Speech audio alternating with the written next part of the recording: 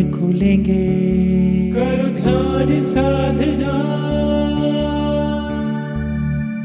आइए सुनते हैं पौराणिक कथाओं में छुपा है तार्किक गूढ़ ज्ञान। लोकप्रिय अखंड रामायण का पाठ, श्रीमद् भागवत सप्तक और गरुड़ पुराण आदि का पाठ करवाते हैं। इन पाठों के माध्यम से हम अनेक कथा कहानियां सुनते हैं, पर सच्चाई ये है कि वे कथा कहानी मात्र कथा नहीं है। यदि हम अपने को कहानी के स्तर तक ही सीमित रखते हैं तो हम उन कथाओं के विज्ञान को नहीं समझ सकेंगे। इस तथ्य को और अधिक स्पष्ट करने की दृष्टि से श्रीमद् भागवत की एक कथा, 7 गांठ का बांस और उसमें छिपा विज्ञान। श्रीमद् भागवत में एक पौराणिक कथा है कि आत्मदेव नामक एक ब्राह्मण था जिसकी कोई संतान नहीं थी। उसकी पत्नी धुंधली अति सुंदर थी, लेकिन वो सोचती थी कि मां बनने से उसका सौंदर्य नहीं रहेगा, इसलिए वो मां बनना नहीं चाहती थी। एक दिन आत्मदेव तालाब के किनारे उदास बैठा था। वहां एक सन्यासी से उसकी भेंट हुई। आत्मदेव ने सन्यासी के पांव छूकर पुत्र की प्राप्ति का वरदान मांगा। सन्यासी ने उसे बहुत समझाया कि पुत्र की प्राप्ति उसके लिए शुभ नहीं होगी, लेकिन आत्मदेव ने हठ किया तो सन्यासी ने उसे एक फल दिया, जिसके खाने से उसकी पत्नी चिंता में पड़ गई। उसने पति से कहा कि वो रात में ये फल खा लेगी, लेकिन उसने खाया नहीं। संयोगवश उन्हीं दिनों धुंधली की बहन उससे मिलने आई हुई थी, तो उसने अपने मन की चिंता बहन के सामने रख दी। बहन गर्भवती थी, लेकिन बहुत गरीब थी। उसने धुंधली से कहा, मैं अपना बच्चा चोरी से तुम्हें दे जाऊंगी। तुम सबसे यही कहना कि वो तुम्हारे यहां पैदा हुआ है। बस तुम इतना करो कि अपना बहुत सा धन मुझे दे दो, क्योंकि हम बहुत गरीब हैं, ताकि बच्चे का लालन पोषण ठीक से कर सकें। धुंधली ने वही किया और वो फल अपनी गाय को खिला दिया। समय आने पर अपनी बहन का बेटा लेकर उसने सबसे कह दिया कि उसके यहां पुत्र का जन्म हुआ है। कुछ समय पश्चात जिस गाय को वो फल खिलाया था, उसके एक बछड़ा पैदा हुआ, जिसकी काया मनुष्य जैसी थी, किंतु कान गाय जैसे थे, जिससे आत्मदेव ब्राह्मण ने उसका नाम गोकर्ण रख दिया। वे दोनों बच्चे एक ही घर में बड़े होने लगे। गोकर्ण तो विद्वान बनता गया, लेकिन धुंधली ने जो बच्चा बहुत सा धन लेकर खरीद लिया था, वो मूर्ख और लंपट बनता चला गया। आत्मदेव ने उस बेटे से दुखी होकर घर छोड़ दिया और वन में तपस्या करने लगा। धुंधली को जब उस बेटे ने बहुत सताया तो एक दिन उसने कुएं में कूदकर अपनी जान दे दी। ये धूर्त बेटा वेश्याओं की मांग पूरी करने के लिए बड़ी बड़ी चोरियां करने लगा। एक दिन उसकी सारी दौलत छीनकर वेश्याओं ने उसे मार डाला। मरने के बाद वो प्रेत योनि में पड़कर तड़पने लगा। उधर गोकर्ण ने वन में जाकर घोर तपस्या की। बाद में जब वो एक बार अपने गांव लौटा तो उस रात वो वहीं ठहरा जहां उसका जन्म हुआ था। वो प्रेत भी वहीं उस घर में रहता था। वो गोकर्ण के पास बैठकर रोने लगा।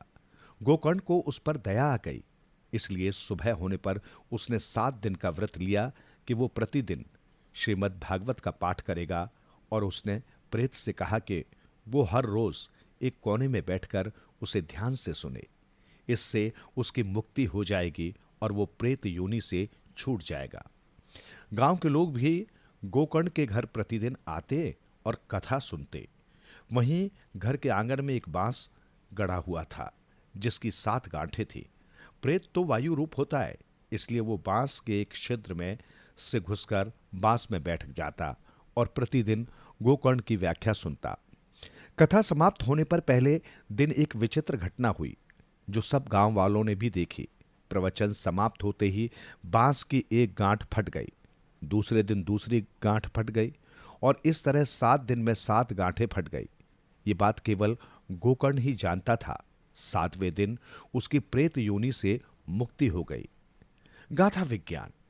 इस कथा में छिपा जो गूढ़ ज्ञान है, वो ये है कि इस कथा में बांस की 7 गांठें इंसान के अंतर चेतना की 7 अवस्थाएं हैं। ज्ञान प्राप्ति के साथ साथ अज्ञान की एक एक गांठ का खुलते जाना ही बांस की एक एक गांठ का फटते जाना है। हमारे भारतीय चिंतन में इन्हें महाचेतना की 7 धाराएं कहा गया है। इन्हीं के योग शास्त्र में मनुष्य के 7 शरीर कहाँ हैं? स्थूल शरीर, सूक्ष्म शरीर, अति सूक्ष्म शरीर, मनस शरीर, आत्मिक शरीर, ब्रह्म शरीर और निर्वाण शरीर।